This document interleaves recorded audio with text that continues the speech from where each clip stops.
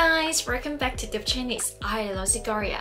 So lots of people ask me this question. Gloria, 你咁靚女，肯定有男朋友啦。So I will always say 冇喎。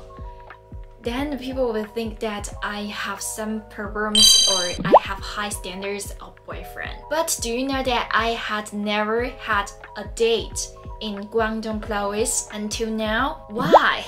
It's all because of my family, my parents. So I went out for a few times, right? Then my dad asked me today. He said, 細細，你近排係咪識咗個男朋友啊？幾時帶返嚟俾我哋睇下？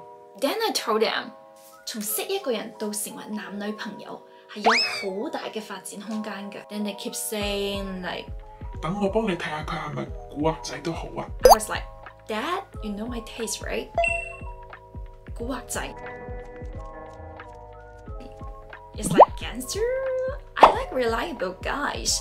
So I really dislike that my family, they trying to know my privacy.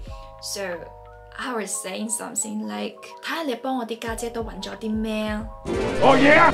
So right now, I think I don't want to have a date anymore. Or I should just move out and yeah, I'm planning to move out. I don't think being 20-something and living with parents are okay. So let's hope Fafi and I could find a nice place and also I could afford it. So that is my typical Chinese parents. Let me know if this happened on you before. Leave me a comment, and if you support me, please give me a big thumb up. So see you soon. Bye bye.